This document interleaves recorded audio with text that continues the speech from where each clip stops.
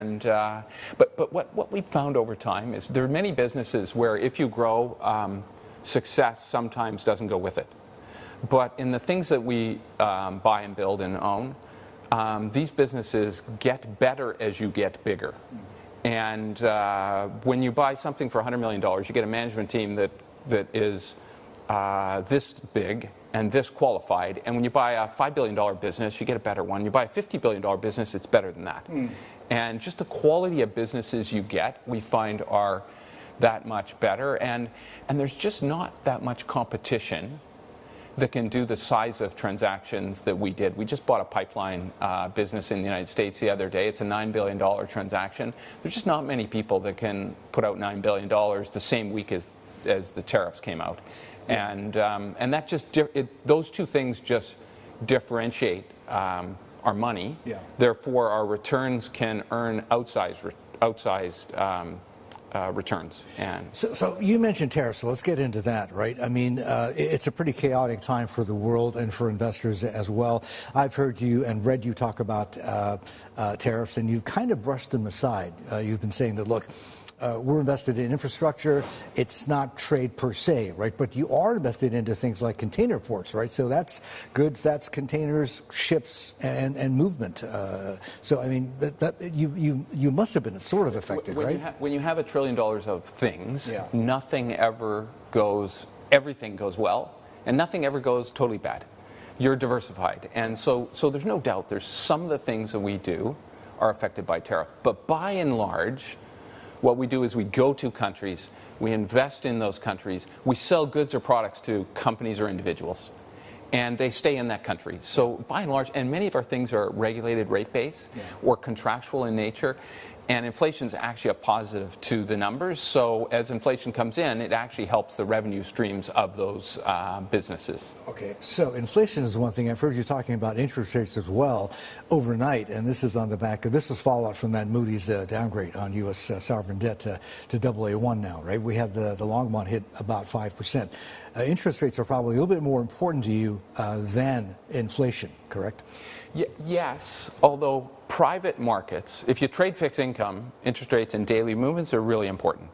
Private market assets borrow money on the treasury rate and the spread. And when treasury rates go down, spreads go out. And the all-in coupon comes in. We're not far off what all-in coupons were in 2022 for private markets because the spreads widen out. So we were borrowing then at 5%, today we're borrowing at 6%. And the returns that we earn in private markets, in general, are much, much higher than that. So, yes, it's better to have 200 basis points less on your interest rate, but it doesn't really matter in the fullness of time. Okay.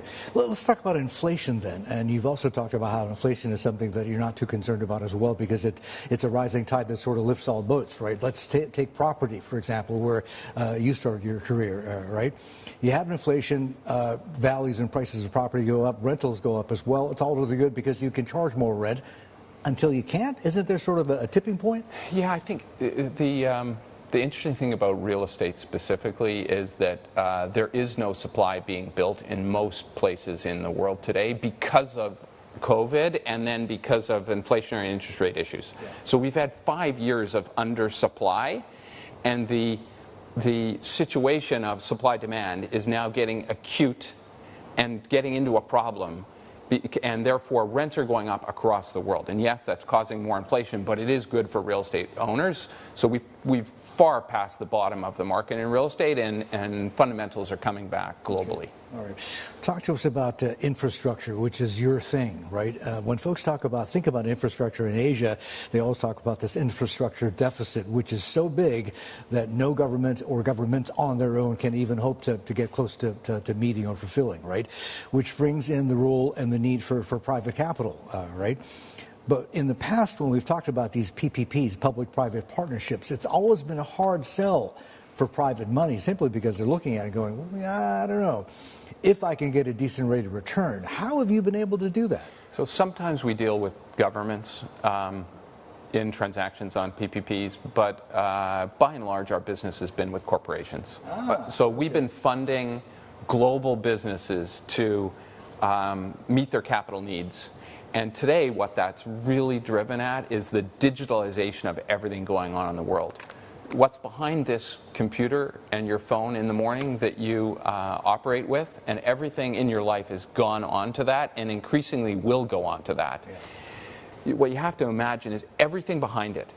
It's the fiber to get to the tower, to transmit it across the city, to go to the data center, and all of those things, including now the build out of artificial intelligence within the data center. And these data centers are increasing in size. Size used to be 50 megawatts per data center. Yeah. Today it's 1,000. And this is $50 billion of total investment per data center. And that is what's really exciting going on right now in the build out of infrastructure. And these are all with private businesses. This is with the great technology businesses in the world, and we're really facilitating the operating skills to get these things built, and the capital to provide them to do it. Fantastic.